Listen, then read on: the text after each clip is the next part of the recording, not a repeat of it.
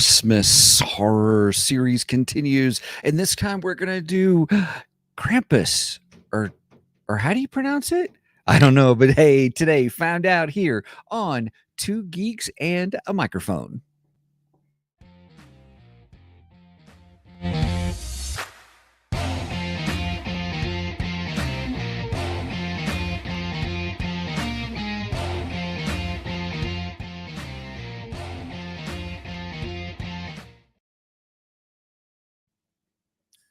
Hello there. So who talks first? You talk first. I talk first. Good morning, everybody. Welcome to the Two Geeks and a Microphone show. I am your co-host, Mr. Stephen Boster, along with the one, the only, the most illustrious, the most Christmassiest dude that I know, Mr. Michael Shanks. Mike, say hey to everybody. Good morning to all you geeks out there in Geekdom land. I tell you what, today is going to be interesting because Mike and I definitely saved it for the podcast. That's very true. Of course, it doesn't help that you can't talk. Right. I text Steven and it's like, okay, I might hear from him by the time we start the show. And maybe not. And that's on Monday. Always somewhere, always doing something. Yeah, that's true. Right. So, oh my goodness. So yeah. So hey everybody, we are doing a really fun series on Christmas horror movies. And if you didn't catch our last week's show, which was kind of the first one that we did, and was pleasantly surprised. I think we moved into the realm of Christmas horror comedy or comedy horror. Sure. Which is it more? Is it just, I mean, Nightmare on Elm Street, I put in the realm of horror with comedy. He'd make some, Freddy would make, those one-liners and jokes and stuff like that. Yeah, but I would still put that would still get categorized as horror because it's not overly comedic. You know what I'm saying? Where Jack Frost there was a lot more comedic elements. Yes. Jack Frost. And that's where I was pleasantly surprised. Yes. I would actually put it dark humor is what I would. Okay. I would actually categorize that more. I mean, it still falls into our little subgenre of Christmas horror, but it's more dark comedy. Yeah. Well, everybody, you're going to find out if we continue that trend today when we talk about Krampus. And is that how you say it? What did we say at the beginning of the show? Hey, Megan. No. Mic up Alexa. No. And ask Alexa. We're arguing over how to pronounce the name of the character. I say Krampus. She says Krampus.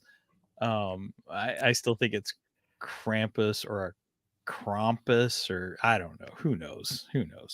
But Alexa is so funny because you ask Alexa, hey Alexa, how do you say Krampus? You pronounce Krampus.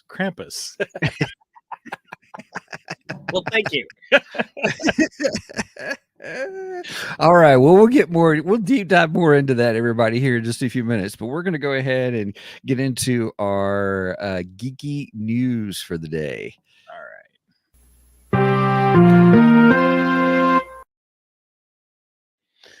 Okay. First up on the geeky news. Geeky news is all Star Wars today. So sweet. First up, it has been reported that Pedro Pascal may not return for season 4 of The Mandalorian. I saw a thumbnail of Star Wars Theory. I didn't click on it; I just didn't have time. But I had wondered about this, so I'm excited. I got some thoughts just on the thumbnail. So tell me, what's happening here? I watched it. It almost sounds like he may not return to be in the costume, but he could possibly still voice the character. Possibly, I don't know. It sounds like there's scheduling conflicts between that and I guess what is the other series he's in based on that video game? The Last of Us. Yeah, The Last of It. I think I don't know. Anyway, I think it's The Last of Us. Anyway, I got things to say about Pedro not returning, being in the costume, Mhm. and here's what I have to say. Meh. I got news Was for everyone. was he really ever in the costume anyway? Exactly. Oh, I'm sorry. Exactly. So here's the thing. Friend of the show, Dominic Pace, who Yeah. played what's the Mandalorian, or not the bounty hunter. I can't think of the name of his bounty hunter, but he played one of the bounty hunters in Mandalorian. Oh, yeah, I bought one of his signed comic books. Yeah, I did too. And Yes, yes, yes. I also got a somewhere over by Megan. I've got a challenge coin from him. Really cool. Really nice. If Megan can find it, I'll show it to you. But anyway, so when I met him twice, I got to meet him twice because he came out to Belleville twice to I had that toy store, which is a toy we talked about on the show. And the first time he came out, he and I were talking for a moment, and I go, "So wait a minute, so you spent like a week on the set filming your scene?" And he's like, "Yeah." And I said, "So did you get to meet Pedro?" You know what he tells me? He laughs. He goes, "That guy don't show up unless he's got to take the helmet off." There we go. There we go. This is a challenge coin that I got from him. Very cool.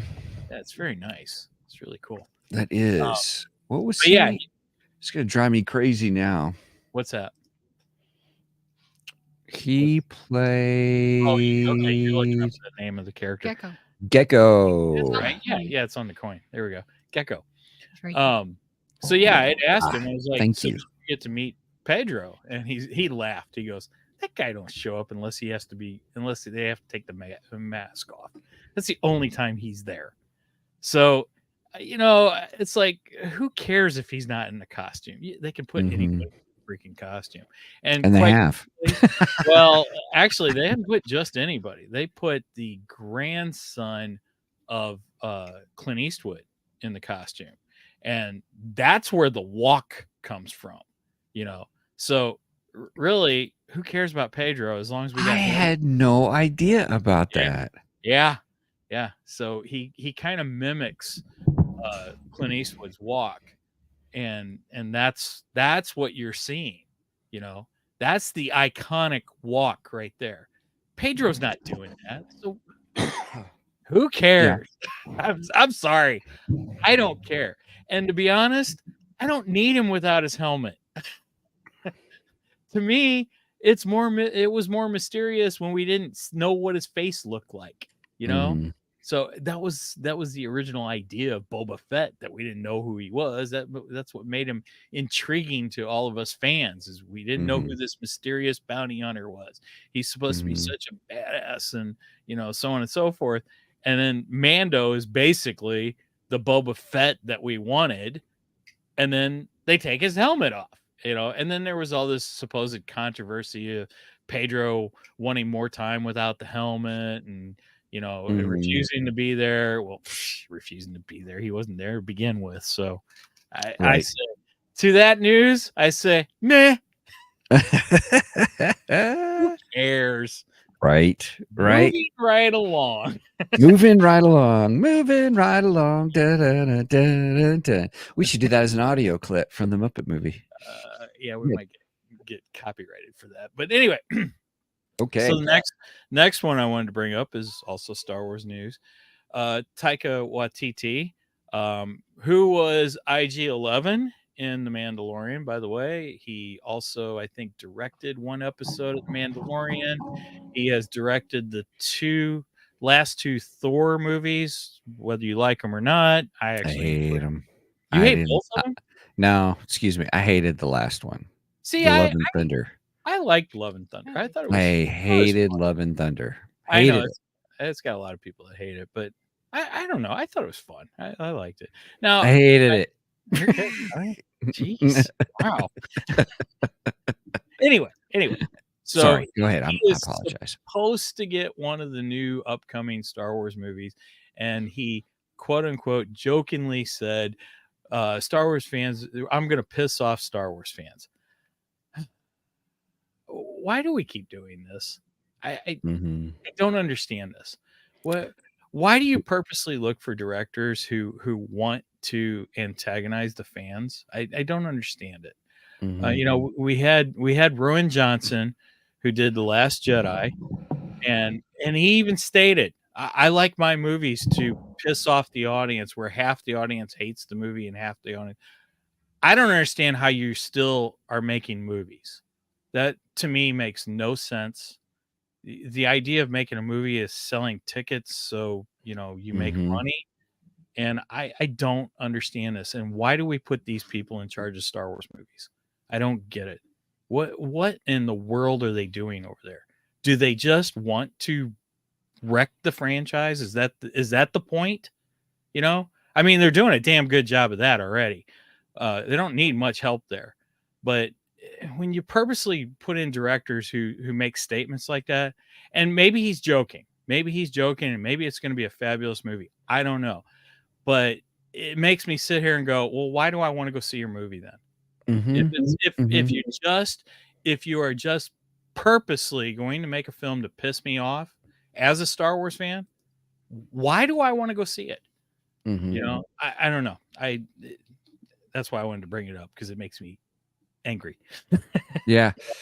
And I needed a therapy time for that. So this is therapy time for me. That's totally okay. That's totally okay. So, yeah.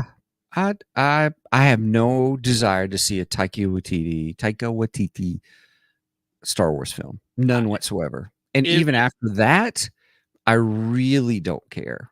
yeah, I really don't care. if that is truly his feelings, then I don't have any interest now. Sorry. Mhm. Sounds like that one's done for me. Oh well. We'll see. We'll see when the trailer comes out. Well, Yeah. I, I'm I'm still arguing whether there's even going to be a movie. So I'm uh, not I'm not I'm not ah. convinced it's going to happen. But Right, it's we'll see. probably not. We'll see. We'll see. Yeah. Yeah, we'll see. I, I Yeah. I'm I'm of the belief that the only Star Wars film we're going to get out of these ones that they're claiming are going to happen will be the Dave Filoni one, and that'll be it. I don't believe any of them else will even uh, happen. But Yeah. we'll see. We'll see. It could, the games that people play in Hollywood, it could totally be he's trying to work his way out of it because he doesn't want to do it. Possibly. Wow, here's Um, an idea. Say, I don't want to do the movie. right. Right. Wow. Yeah. I I just don't could want to save do it. you time, money, therapy. Yeah.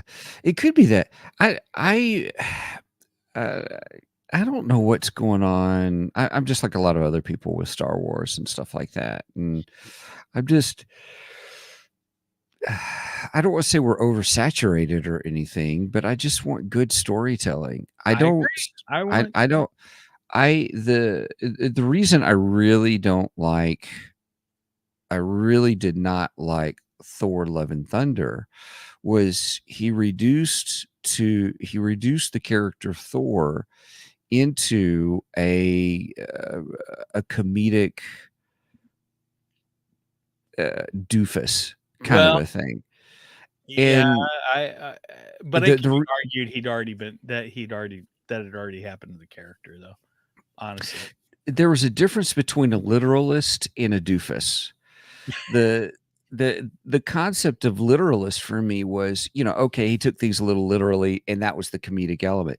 But in Love and Thunder, he made him a doofus, not a literalist. Okay. And that's what I didn't like about it. It's kind of like the extreme would be Drax. Drax was the extreme literalist that made him kind of funny, if that makes sense. Oh, I love Drax. Drax is awesome. He's a great. Right. But that's what made him funny and stuff was he took things literally.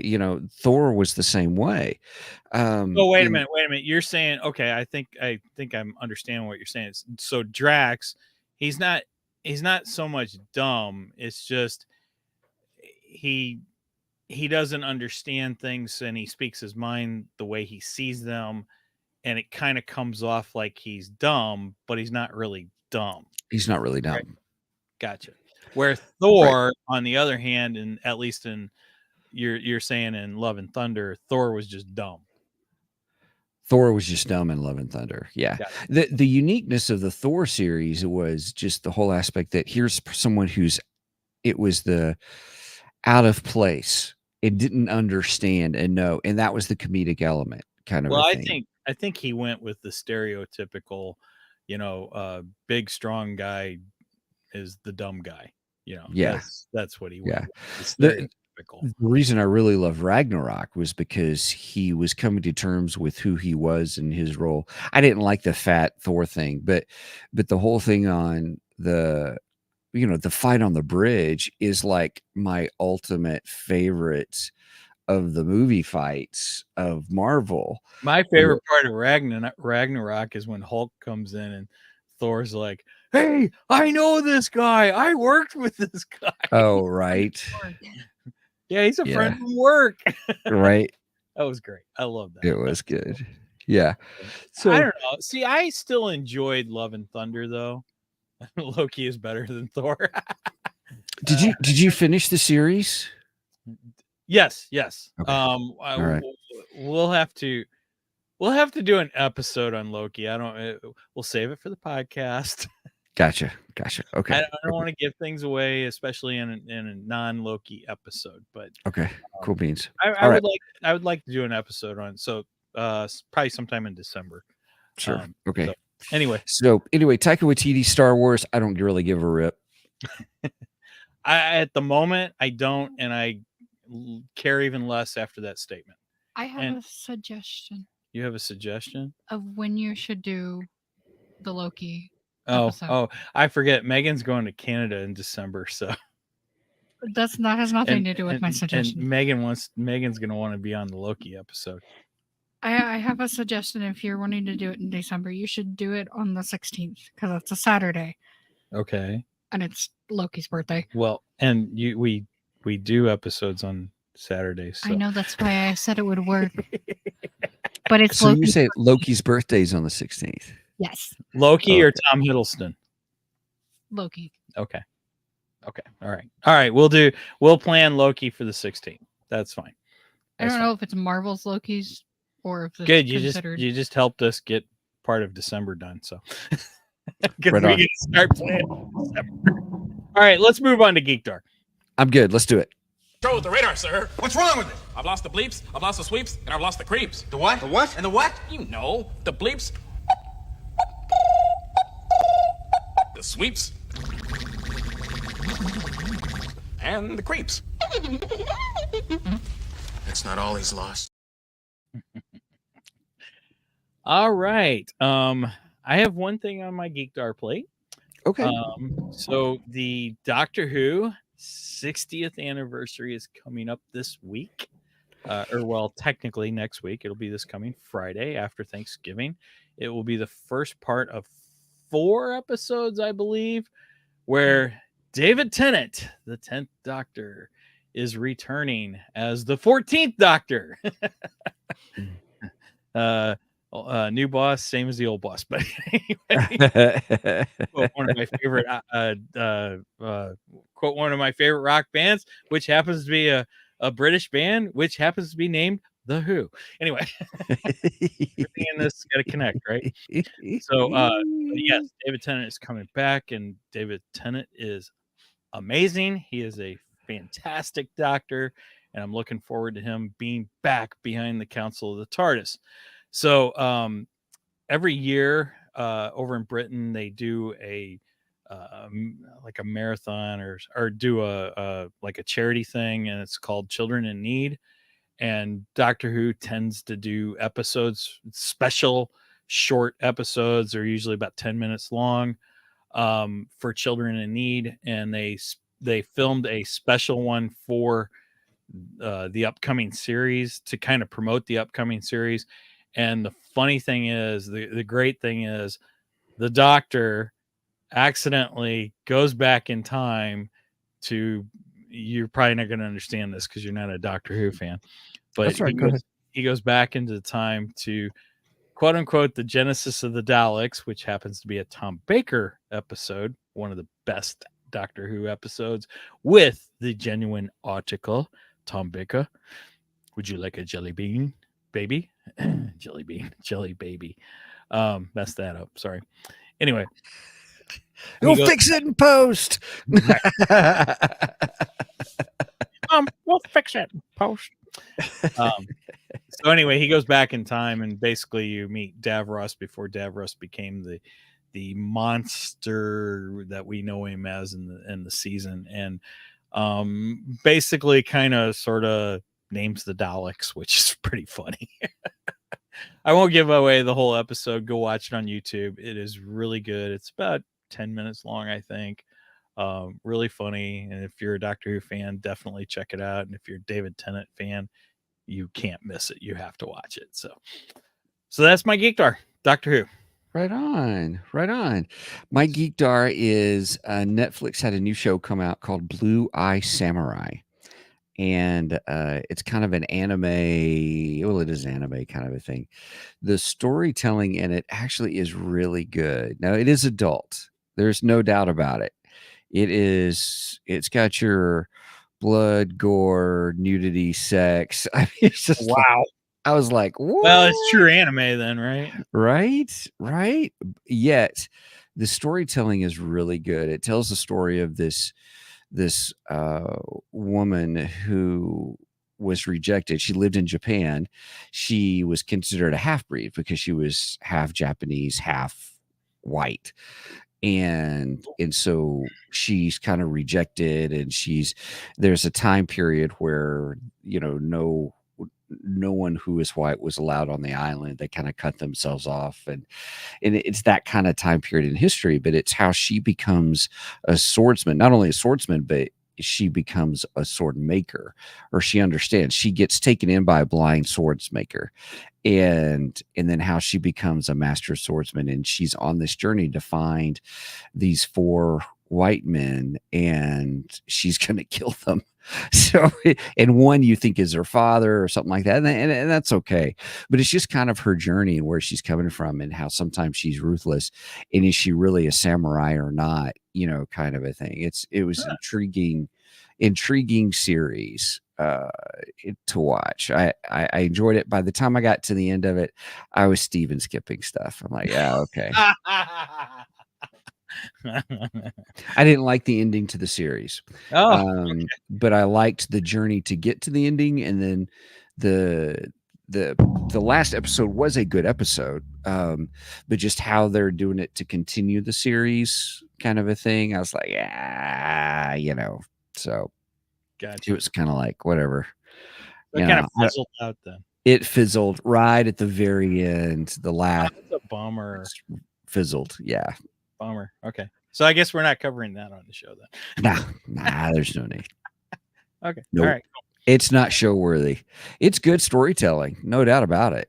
Is it worth watching if you like anime, if you like swordsmen, and that kind of stuff? Yeah, it's pretty cool. It's got some neat lore, and how her sword is actually metal from a meteorite, kind of a thing, and it's just fascinating. I mean, it's pretty good and stuff. So, but anyway, yeah. All right. Well, let's move on to the main event, shall we? Shall we?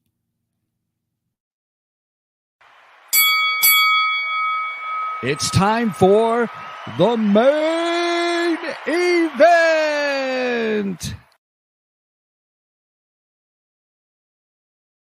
All right. Krampus.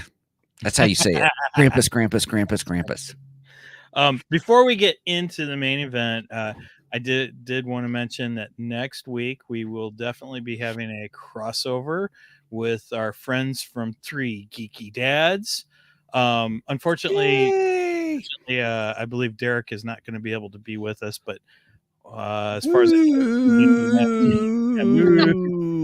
boo, Derek. Listen, if I can't get all of them, I get none of them. No, I'm just kidding. I'm teasing everybody. No, I love Derek. Not. But we actually, I enjoy all those guys. Actually, I do too. They're great. They're fantastic. But they are coming on, and we are all going to review another Christmas horror movie, Werewolf Santa. and I Dun, dun, cannot wait to watch dun. this Dun, movie. dun, dun, dun, dun, dun, dun, dun, dun, dun, dun. And then I have one more announcement. I am going to have a meetup with our friends Jeff and Zig from Nerdery and Murdery. And Yay! me and my wife, we have made a last minute decision, and we are going to go to Dallas, Texas to see my beloved Dallas Cowboys play the Detroit Lions on December 30th. And That's we're not a already last minute. That's like Well. 6 weeks away. yeah, well, it came up quick. You recently made the decision and quickly made the decision Yep. that you will go. Oh, I got it. I thought you were like going like really quickly. So Well, no, I mean we're going at the end of December, but I mean that's you had to get your tickets. well, yeah, exactly. Oh gosh, those are expensive. But yeah, when's the last time you've been to a football game though? well, last time was last year. I went and seen St. Louis Battlehawks. Nah, that doesn't count. NFL Yes, game. it does count. No, that's XFL. Last NFL game I went to would be the Dallas Cowboys against the St. Louis Rams. It was the last time Dallas played in St. Louis before the dreaded Rams went back to freaking LA. I hate the Rams. And I hate Kroenke even more. But anyway, that's a different story. But yes, plans are in work. We are going to meet up with our friends Zig and Jeff. We are also going to meet up, or we're hoping to meet up with listener John Keller, who we've also had on the show. Yeah, So that'd be great. Really super excited. I get to go see the Cowboys. I get to go meet some great friends face to face, and it's going to be fabulous. I'm looking It's forward. gonna be good. So, Very cool. Very cool. all right. Krampus. All right, let me give a little background on the character Krampus. So, So which movie are we doing, and then we can connect it with the stuff, because we got to tell people what we're doing. Not just Krampus in general, but we watched. Was it 2015 Krampus? Yeah, I didn't have the IMDb up. Sorry. Oh, that's okay. Yeah, I had That's no big something. deal. Well, Well, that's all right. We just did the movie, but we're gonna. I would love to hear the background. I'm sorry. Hey, tell me the background of Krampus, and then we'll talk about if that's what we get in the movie. Okay, all right.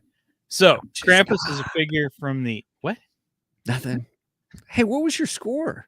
I'm just kidding. I'm messing Mike up, everybody. I'm gonna take a drink of my coffee. Sweet. I haven't even had a drink. Did you put anything else in your coffee this morning? No, but I think you've had something today. I think it's just the speed. Anyway. That's my rock star, baby. What are they selling there at that gas station you're working at?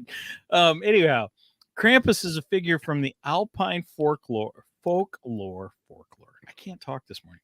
Alpine? Did you say Alpine? Yes, Alpine folklore. Interesting. You can help me with the next word, okay? Not the next word. Just let me finish. Particularly, maybe you could have helped me with that word. In Germanic. I don't know how you say that. Germanic. Tomato. What? Germanic's fine. It just depends on Okay. It's a German oriented German. Right. German countries. Germanic. Okay. Germanic and Austrian traditions. Originating from Germanic paganism, Krampus or Krampus or however you say it, is often depicted as a horned Anthropomorphic. Yes, thank you. Maybe I should just let you read this. It's okay. Go ahead. Creature with there's too many words I can't pronounce. Creature with a demonic appearance. The name Krampus is believed to come from the German word Krampen, meaning claw. The claw. Traditionally, Krampus is associated with St. Nicholas, contrasting the benevolent figure of Santa Claus. While St. Nicholas rewards good children, Krampus is said to punish the naughty ones. This dark companion is often portrayed carrying chains, bells, and a bundle of birch branches to swat and whip misbehaving children. In some regions, there are Krampus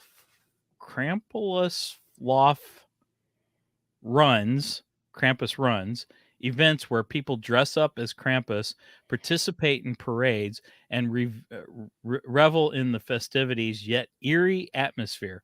The character has gained popularity in modern culture, especially in our horror movies and themed events, making it a fascinating part of Christmas lore with a darker twist. From my understanding, those festivals happen around like December 5th. Yes, I looked it up. Krampus Day is December 3rd, if I remember right now. I should have put that down. But yes, it's early December. Krampus Day is early December. And so like they said, Krampus punishes the naughty children. Right on. And basically he more or less canes them. December 5th. December 5th. Okay, Steven, you were right. I'm sorry. Ooh, record that. I'm just kidding. Well, we did. We Right. are. Also, hi, Angie. Oh, is Angie on? Hi, Angie. Hi, Angie. Speaking of Germany, Angie's in Germany right now. Oh, she can tell if they got Krampus Day going on this year. Yeah, I don't know if she'll be there. Angie, if you're there for Krampus Day, you'll have to send us some pictures. Cool. Yeah, She send us said, some "Yep." pictures if there's a parade or something near you, that would be really cool. Send us a video or something. Post it on Two Geeks. That'd be really neat. So yes, so we watched the 2015 film Krampus, and it stars Adam Scott, Tony Collette, David Koshner. I've seen him in other stuff too, and I can't place what it was. Allison Tolman, MJ Anthony, Stephanie Levy Owen, Krista Stadler, and oh gosh, I can't pronounce her name either. Kanacha Farrell, who she played the maid on 2.5 Men, which she was good in this movie. Gotcha. She was kind of witchy, but I did enjoy her character. She was really good. I like that actress. She does some good stuff. Okay, so what do we pick for? Oh, I know what we pick. I know what we use for a scale. We use Krampus bells. I love it. Yes. Perfect. So going into this, I really didn't know what to expect. I've never watched the film before. I knew it was kind of a horror Christmas theme thing. Was always kind of unsure about it because I really didn't know a lot about the lore of Krampus and stuff like that. A lot of interesting kills in this. Kills sorta, we'll say. I won't give that away, but the character is Brenda, I tapped out. Yes. Oh, she sure did. Yeah, but she was also cheering for murder 10 minutes into the movie. So, anyway, we'll get to that. So yeah, not really knowing what to expect going into this, I would say I give this actually a solid 8 out of 10 Krampus bells. Ooh, okay. And I wasn't sure whether I was going to like this movie going into it or not. Yeah. Wow. I came out. I actually liked it. I was interested more in the lore afterwards, and that's a good sign for a movie. If you're willing to Google stuff on it afterwards, then it's a good sign that it's a decent movie. So, okay, I like that. It's interesting. Okay. Now, I don't think this would go on my yearly Christmas watching list. I don't like it enough for that per se, but it's not to say I wouldn't watch it again. I would definitely watch this again. It just wouldn't be a yearly event for me. Not like Violent Night. No. Violent Night. Yearly. I plan on watching that again this year. Yeah, I'm pretty excited about watching it again soon. Yes. Yeah. That all begins after Thanksgiving. So, yes. Right. Yeah. Well, Yes. it all has to start. Christmas Vacation is the first Christmas movie of the year, every year, no matter what. That's funny. Okay. It's always the night of Thanksgiving or the day after Thanksgiving. Right on. I have to watch Christmas Vacation. It is the Gotcha. best Christmas movie ever. Right on. I like it. I would or anything else on the overview. I'm sorry. Go ahead. Anything else? No, I really enjoyed his minions, I should say, I guess. Okay. I'll call them minions.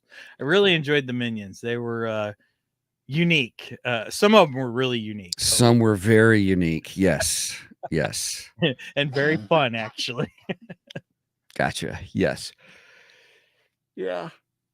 I got my ass kicked by a bunch of cookies. That's exactly the part. That was probably the funniest line in the whole movie, too. It was the funniest line of the whole movie. Yes, very much so. I give it. I'll be open with you. I actually enjoyed it more than I thought I would. See, we're both in the same camp. Yeah, so I give it a good 7 out of 10. A good 7 out of 10, only because there's certain things about some movies that I don't like, and that took it down a notch for me. Gotcha. I'll get into that, here in a minute. Oh yeah, we definitely got to talk about that because there's a twist at the end. So. It was a surprising twist. I will say that, and it was clever. I will give them props for the way they did the twist. It was very interesting. Yeah, and I was like, I got some stuff to add on that, because guess who else also Googled or watched a YouTube thing on the ending explained? Because you're right. If you watch a movie and it makes you want to Google it a little bit more or figure something out at the end of it, that was I like how you said that. And I did do that once. I only got a chance to watch one thing. And I found it interesting. Parts of me liked it and parts of me didn't like it. But we'll get into that. Sure. I understand that. 7 out of 10, solid. I wouldn't go less than 7. It fit right in with our comedy horror genre. I think this was a little more on the horror side than it was the comedy side. There was just a nice, solid little bit of comedy, not to make it campy, but to make it enjoyable. Does that make sense? Yes. Yeah. I like that. Yeah. What was interesting about Angie goes, any Steven skips. He hasn't mentioned that yet. So yes. I timed it. It really took a good 45 minutes to an hour to really get things like the stuff that you watch for a horror movie. All right, I want to see some kills. I want to see some cleverness, kind of a thing. And we didn't see Krampus for an hour into the movie, really. Right. Try to get a glimpse of him in the near the beginning, or not near the beginning, but when the blizzard first hits. That was one heck of a blizzard, by the way. Right, but it was all part of Did you see the magic. icicles on the one house? It was like, oh my gosh, where are they, in the Antarctic? Right. I think that's part of the supernatural aspect of Here Comes Krampus. Here comes Krampus, right down Krampus Lane. He'll kill you, maul you, eat you. Sorry, I'm just kidding. So 7 out of 10, solid. But I did Steven skip because I was like, okay, come on, let's get going. Would you watch it again though? No. Nope. Mm-mm. Wait a minute, but you'd watch Jack Frost again.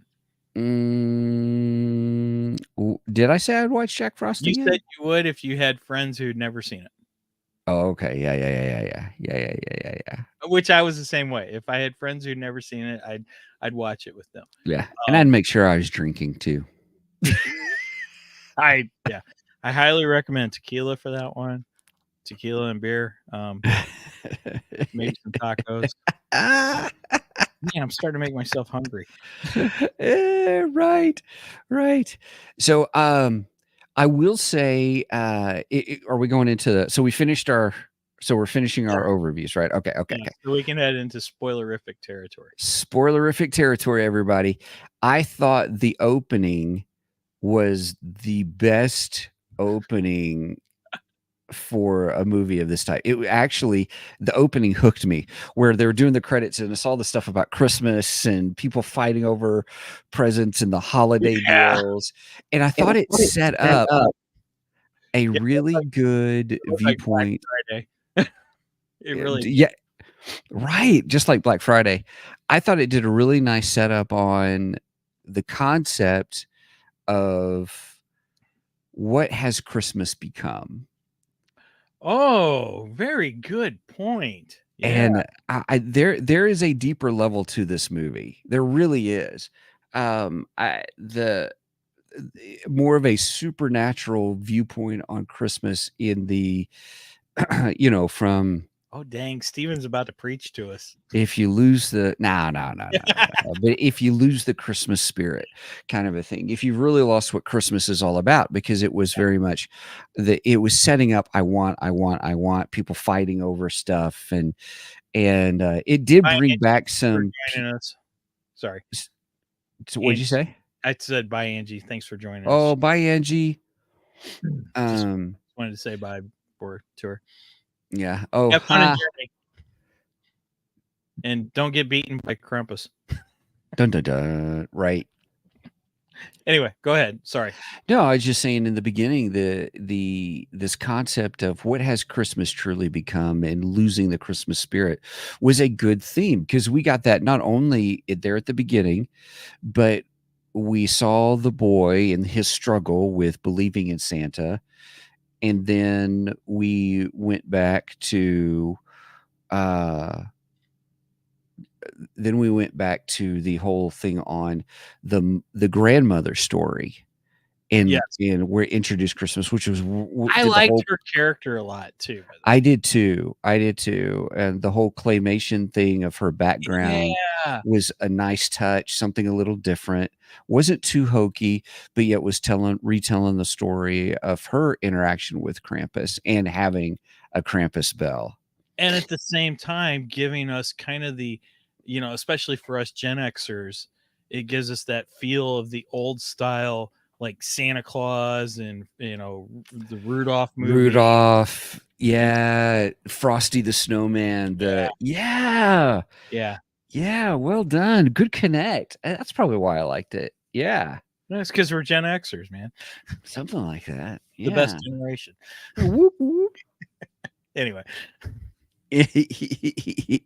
So anyway, I thought the opening was good to set up this interesting theme on what happens when you lose the Christmas spirit, and that was kind of the theme within it. It wasn't just, hey, let's give you a horror character at Christmas and do something with it. Right. There was really some interesting thought and themes put into place, and the twist at the end, which we'll get to at the end, but the twist was even a well thought out, interesting twist. It made you think.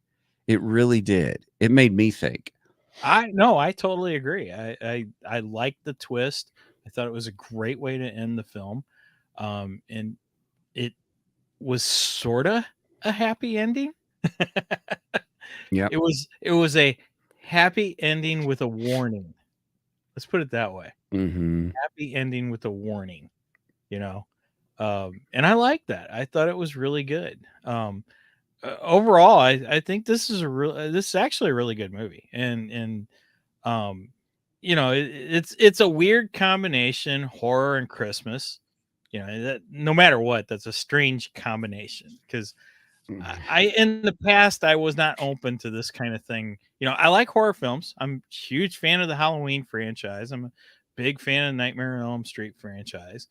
So I'm not, adverse to horror films, but there was always something in me that's like, horror and Christmas, it's just not right. You know, and I don't know, I guess I've gotten more twisted as I get older. And I've become a little more open to this weird subgenre. And so far, I'm liking what I see. Right on. I like that. I like that. And I think this fits well with the Santa Claus, Saint Nicholas lore. That was another thing I liked, you know, because it plays off of Santa Claus. It's basically saying that Krampus is Santa's shadow, more or less, his kind of darker side, which I find interesting and intriguing. Mm-hmm. There's some interesting lore in there. Absolutely. It was one of the things that I guess when you described it earlier, Krampus is really kind of how do they do it? Like a goat figure, but that goat figure was wearing a human face. Right. Right. And it was like, kind of a thing. And he's got a big long tongue, kind of like Gene Simmons.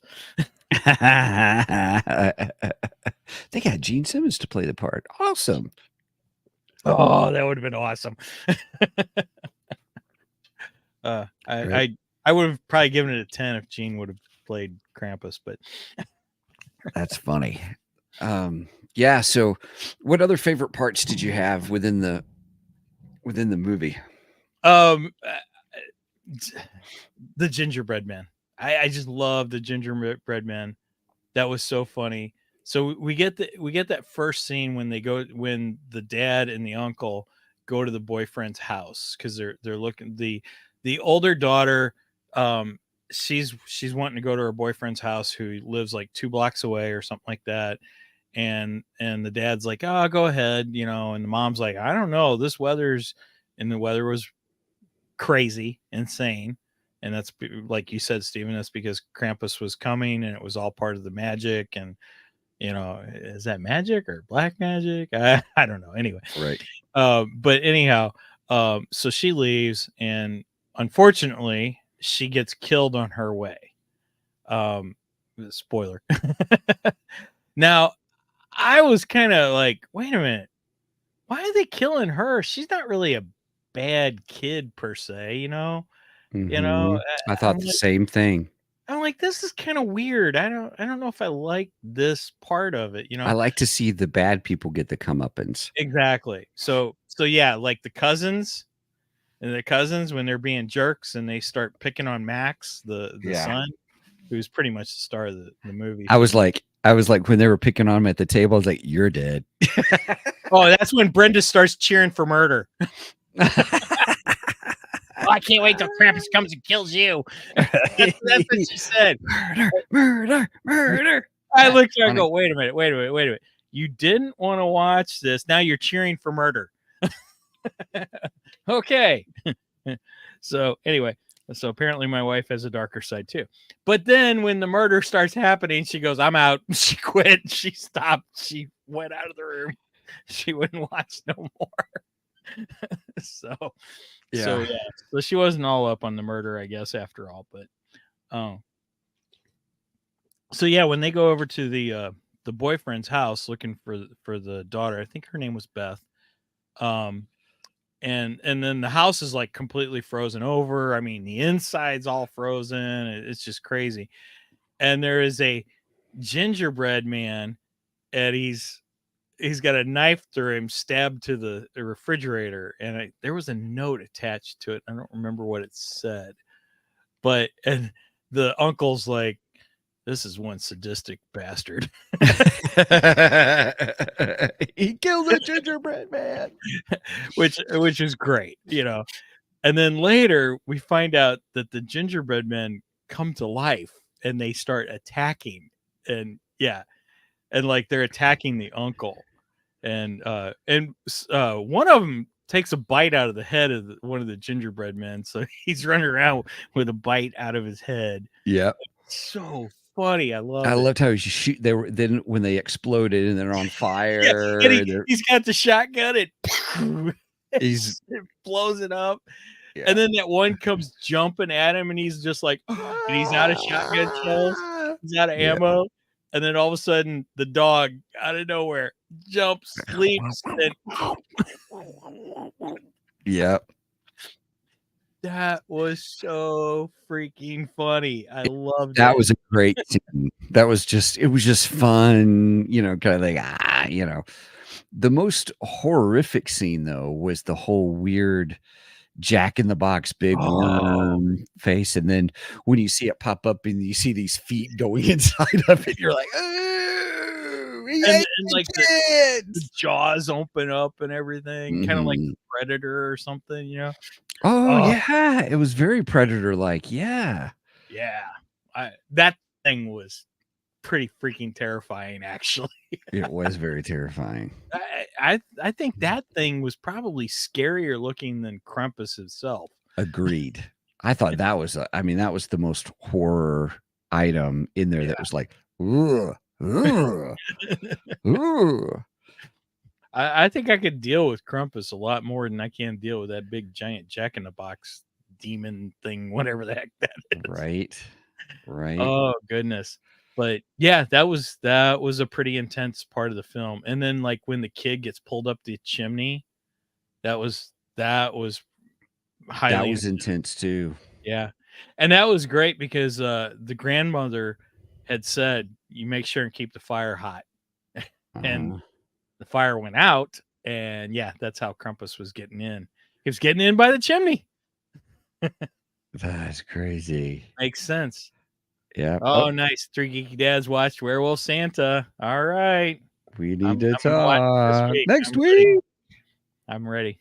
Yep. I'm looking forward to that one. So there was great. It was an interesting lore, and then all of a sudden, another theme that was in the film, because I really noticed certain themes was, Santa gives presents, Right. and Krampus whips you, kind of a thing. So, but one of the things they said in there in the film, I think, was Krampus takes. So, which I always thought was really interesting because Hmm. I don't think the Krampus bell was ever a gift. It is an aspect of an exchange of a token of saying, "Here's your wish," because he drops the bell and wrapped around it was his ripped up Dear Santa letter. Yeah. And I thought, okay, so, so then we get this whole scene near the end of where pretty much everybody's dead, except for the kid. Except for the main kid, Max, the one who ripped up the Mhm. letter. I think there's a reason for that because I think really Max probably had the most Christmas spirit out of them all, and Mhm. unfortunately, Max was starting to lose that Christmas spirit. So, Mhm. because he goes into the film, he's ready for Christmas. He's hopeful. He's asking Santa for not just gifts, but he wants his parents to be more loving to each other. Because Mhm. he feels that his parents are not doing well relationship wise. That dad's working too much, so on and so forth. And I think it's a worthy thing to ask for Christmas. I think that was great. But it's showing that he still kind of has the Christmas spirit. He's looking forward to Christmas. He's looking forward to time with his mom and dad, so on and so forth. And then the in-laws show up and ruin everything. Yeah. Yeah. And what's interesting is I'm going to juxtapose the beginning and the end, and I want to talk about the middle, and then I want to talk about the end. So with the family and stuff, this is everyone. So when the relatives come in at the beginning, they just kind of kill the Christmas spirit. Brenda had a really good point there. Doesn't Krampus leave the wisher alive to carry on the tradition to remember? That's actually really good because we find out he left the grandmother alive. She was the only one that survived in her ordeal. So I don't know. That's a good point. Anyway, sorry, I didn't mean to interrupt you, Stephen. I just wanted to bring that up. Yeah. The thought process was just at the beginning where, you were saying with the family and how they come and ruin everything. It's interesting that by the end, if you notice that the families were trying to, by the time we got to the end and everyone was dropping one by one, when everybody was dropping one by one, other than the kids, but the parents were all sacrificing themselves for each other. There's kind of this theme of sacrifice, of where even at the very, very end, when the boy was like, leave them all alone, but take me. And it was the ultimate sacrifice, kind of saying, it was the choice that I give up, where the other ones were like trying to save each other as families and their different family parts. And they all got killed in some, Right. interesting way. But at the end, so there's this almost a sacrificial theme where love and sacrifice, bringing back that Christmas spirit to each and every one of them, but through a murderous rampage kind of a thing. And I thought that was interesting in the storytelling, was by the time we get to the end, and then the boy was like, no, take me. But every single parent were trying to care for their families. They were trying to care for the other families, the relatives and things like that. And it started off with the character that you said that was from the one show, 2.5 Men. 2.5 Men. Yeah, the aunt. The aunt gave her life. She was the beginning. If you notice, she was the beginning of the adults that was sacrificing themselves for their family. Oh, that's a good point. Yeah. Yeah, And you you're right. begin to see that. And then you see the ultimate sacrifice of the boy. And what was his whole wish? He was like, all I wanted was Christmas to be like it used to Well, be. and the grandmother locks herself in the house too. The grandmother locks herself in the house. And that was part of the other sacrifice. Yeah. Yep. So she sacrifices herself. And like I said, she had told in her story how everyone was murdered except for her. She was the only one left out of her story, which is why she doesn't like to talk about what happened, because they mention that something happened at Christmas during her childhood, but she doesn't like to talk about it. And they didn't know what it was. And this is what it actually was. So when everything started happening, she recognized it, knew what was going on, so. Yeah, you're right. It's actually a pretty deep movie. So what'd you think of the very, very ending, the twist at the end? Okay. So, we get to the point where it's Christmas morning. He wakes up. And yeah, he sacrifices himself, or he thinks everything's okay, and the Krampus drops him into the fiery lava pit, kind of a thing, and then it whites out, and then he wakes up. Yes, wakes up, and he's in his room. Everything looks normal. He comes out of his room. His sister's like, "It's about time, sleeping in. The whole family's been waiting for you." Blah blah blah. And you're almost like, "Oh wow, we're right back at the beginning." Everybody is back to normal. Yeah, it was like Groundhog Day or something.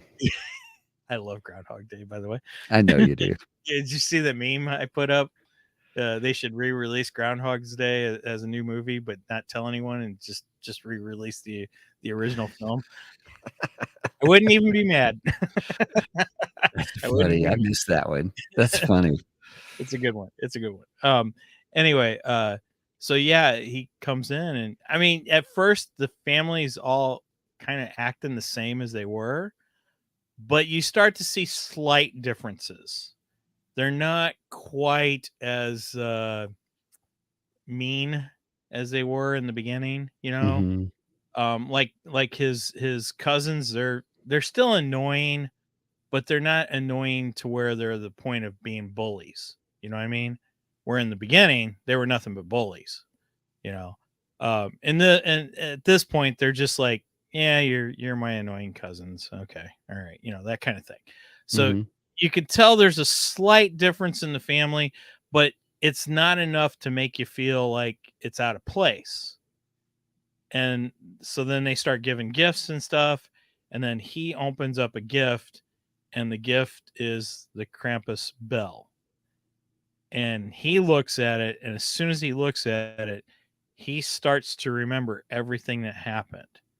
And he's just like, oh. But the real twist, because at first you think, oh, okay, so he's going to remember it, but nobody else is. but each one of them that looked at the bell instantly started to remember also. They all started to remember what had happened. And that's why I say it's a happy ending with a warning saying, look, you don't keep up the Christmas spirit, I'm coming back after you. And this time you ain't coming back. At least that's what I took from it. Well, I thought they were already captured. In other words, it was going to be because when it pans out them being inside a snow globe. Like they're all still Well, within the house. oh, see, I took that differently, but go ahead, finish. Well, I just mean from the point of view of they're all captured, destined to be there until they get the Christmas spirit. And I always say that because there was a comic book that went with the movie that was a movie adaptation. And they kind of lean into they would be trapped there in a Groundhog Day kind of situation until they regain the Christmas spirit and were be let free. And I thought, okay, that kind of explains because I was like, I can't handle them being captured in a snow globe for all eternity. And then when it pans out of Krampus's place, I need one thing here though. Do do do do do do do do do do. Right. That feels would very Twilight Zone-ish there. It was very Twilight Zone-ish because it was not really a happy ending. It was because I thought they're trapped. See, I didn't. That's interesting. Okay. Because then you see all the other people who were trapped, all these other snow globes that are all in Krampus's place, whereas all these. I took that totally different. So the way I took that is not that everyone was trapped. I looked at that as Santa Claus's snow globes. Because if you watch like the Santa Claus, he has all these snow globes. And that's one of the devices he uses. You know, Santa Claus sees you when you're sleeping. He knows when you're awake. He knows if you've been good, bad, or good. So you better be good for goodness sake. You know, the whole thing, right? And he uses the snow globes to see what's going on. And that's what I took it as. Krampus has his own snow globes and he's watching everyone. He sees you when you're sleeping. He knows when you're awake. He knows if you've been bad, and I'm going to whip your butt for goodness sake. Right? Yeah, I saw the way I took it. I kept it still as a theme because Krampus is not Saint Nick. Well, would the grandmother say? She said Saint Nick is what you make of him, I guess. There was that statement. Oh, wow. So we took, wow. I took it as a horror ending. I did, that they were trapped until they learned the Christmas spirit, and then maybe they would have had the opportunity to get out. Because that's why I had to go to some ending explains videos to go, okay, what did you guys? See, I just walked away from it going, yeah, those are the snow globes that Santa Claus uses, which again, he's almost like the evil reflection of Santa Claus, you know, in my opinion. Shadow. He is the shadow of Saint Nick. You're right, kind of a thing. So, hey, Mark's in the chat. Hey, Mark. Yep. So Mark had something to say. Let's see, like Steven, I thought they were trapped, but that's an interesting idea, Mike. It makes sense. Maybe it's left to us to decide. I think you're right. That's a nice way of saying that Mike looks at the positive and Steven looks at the negative. Which is funny because we're not normally like that. I tend to look more towards the negative and you tend to look more to the positive. So that is really weird that we came out on the opposite ends. We sure did. That's interesting. It was fun not talking about it before the podcast. Yeah. Oh, wow. Brenda said, I thought Steven's way. I looked it up and that's what they said. Well, I'm not saying anyone's wrong, but that's just the way I took it at the end of the film. And then I went straight to bed. So, so I didn't have time to Google it last night and look for the ending. And I like Mark's comment. Oh, oops. There we go. Oh, no, that's see the glass of eggnog half full, Steve. Actually, that wasn't the comment I meant to click on, but Bizarro Santa. Bizarro Santa. That's awesome. I like the idea of Bizarro Santa. I kind of want that. Eggnog half full. You should work on that. Bizarro Santa. Right on. I don't know if we can get away with it because Bizarro is a DC property, but I think we can use the Santa Claus part of it. The So, shadow of Saint Nick, though, is still like that. I still like how they did that. Krampus, the shadow of Saint Nicholas. I think it's an intriguing idea, and I like your ending. I think that's intriguing. It's interesting. I didn't my like thought the of ending, but yeah. Well, see, I like that in a horror aspect, in a Twilight Zone, aspect. And Yes. I'm a huge fan of the Twilight Zone. I love the Twilight Zone, especially the original, the real Twilight Zone. Yeah. Start getting on that new crap. That's not Twilight Zone. They don't even know how to rate Twilight Zone episodes. Right. Sorry. Twilight Zone disappeared when Rod Serling died. Sorry. There is no Twilight Zone after that.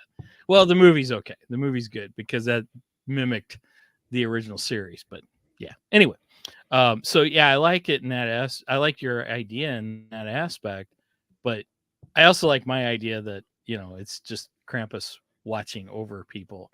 And yeah.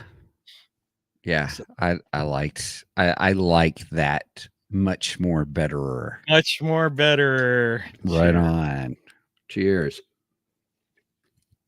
Of course, when you really think about it, that's not exactly a happy ending either, because you still have a creepy demonic figure watching over you. Mm-hmm.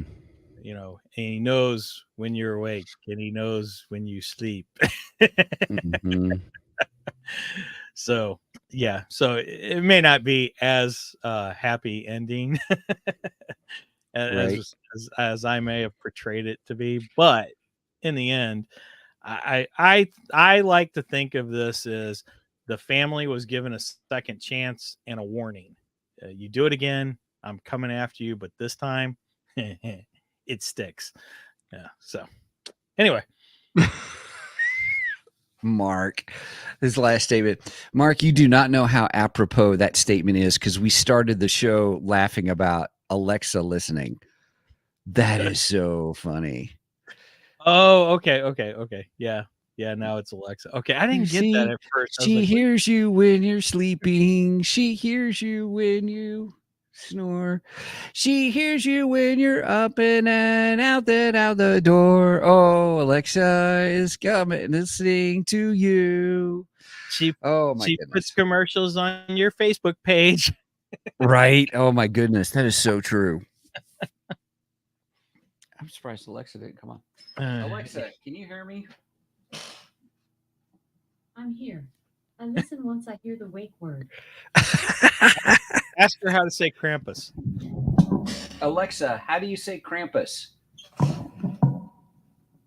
Krampus is spelled Krampus. By the way, ask her you have a how new you notification. Pronounce it. Do you want to hear it? No. Ask her to pronounce Krampus. Oh. Alexa's pronounce Krampus. The word Krampus is pronounced Krampus. It is important to note that pronunciation can vary, and I may not have it right. I love it. The word Krampus is pronounced Krampus. Right. I love it. I love it. Okay. Well, I think that's all we got to say on Krampus. So I would recommend, if you've never watched it, you're into this kind of thing, definitely give it a watch. It's a decent horror film with, I think, a overall decent message. Mm-hmm. There's more to it than just Christmas horror with some comedy in it. There's some good themes in it too as well. Yes. Agreed. Yeah. Yep. All right. Well, cool beans, everybody. See, everybody needs to listen to Mark. Mark says, great movie. I'll go back and listen to the whole episode. He said he was kidnapped by space ninjas. That's right. At least they weren't gingerbread ninjas. That's true. Hopefully they don't probe you, Mark. I'm sure we'll hear about that on their show. Oof. Probe by a gingerbread stick. No, thank you. sounds like it might burn. That's too rough. That's too rough. Safe word. Safe word. Well, with that, everybody, thank you for joining us here today on Two Geeks and a Microphone. We're so glad that you joined us. Hey, by the way, if you would please check out our website at twogeeksmike.com. That's the number 2geeksmike.com. There you will find all things Two Geekdom, and I'm pretty excited. There's a link to our merch page, which this is the long version, but you don't need that anymore because Mike did a really cool job and put in this version. I don't get that. You still put the... I know, it's still fun to say. twogeeksmikemerch.com, and you will find all kind of fun Two Geeks merchandise there. You as complained for months. Sorry. I did. And then you Guilty. still put it up. Guilty as charged. But hey, if you would love to help support us here on the show, we have a $1 till, $2 till, and a $3 tier to Ko-fi.com. Ko-fi, buy us a Ko-fi. I don't know what I have in that Rockstar. I'm probably just super tired. So ko-fi.com/2geeks. You can help support us there. If you want to reach out to the show, hey, if you have a movie, Christmas horror movie that you'd like us to talk about, or any other topic that we love hearing from everybody, you can shoot us an email at show@twogeeksmike.com. And which is pretty cool. So, Mike, anything else you have to add? Just if you've went this far, please go and like and subscribe to us on both Facebook and YouTube. I'm very active on Facebook. You will find me there quite often. I'm always trying to post some funny memes, anything I find that I think will be appropriate for the Facebook page, I put up there. You will also get announcements of any kind of upcoming stuff for Two Geeks and a Microphone over there on the Facebook page.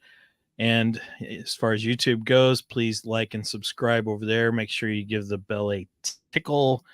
Every time you do that, it will give you notifications of when we go live. That is not a gingerbread tickle, everybody. Just saying. No gingerbread over on Two Geeks and a Microphone, especially evil ones that try to kill you. Anyway, we are live every Saturday morning at 9 a.m. Central Standard Time. You do the math because I don't like math. And I think that's all I got. Thank you, Mark. Mark says, support my friends here or I'll come to put you in my snow globe. oh no, Mark is Krampus. Now I'm scared. Don't let his kids know. Don't let his kids know. Oh, goodness. Okay. We love you, Mark. Yes, love you, Mark. And we will see you next week for Werewolf Santa, which Brian commented, we gotta talk. Oh boy, I can't wait to watch this movie. I got a feeling it's gonna be so bad, it's gonna be glorious. Anyway. Glorious. And I bought this one, by the way. Right anyway, on. Nonetheless, next week will be Werewolf Santa. By the way, it is our 199th episode next Saturday. So yeah. Wow. Wait a minute. Where is it? Yay! I thought we had the. Oh, here we go.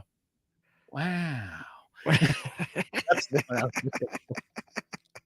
So, our 200th is coming up. I don't know exactly what we're gonna do for the 200th.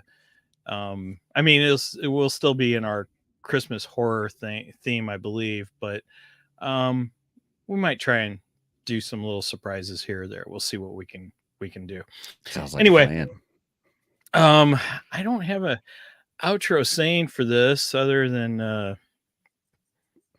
don't know, watch out for evil gingerbread men. And Happy Thanksgiving, everyone.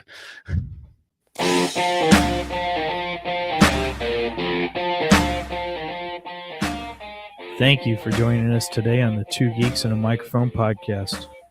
Tune in next week when we will have more news and reviews. Until then, May the force be with you.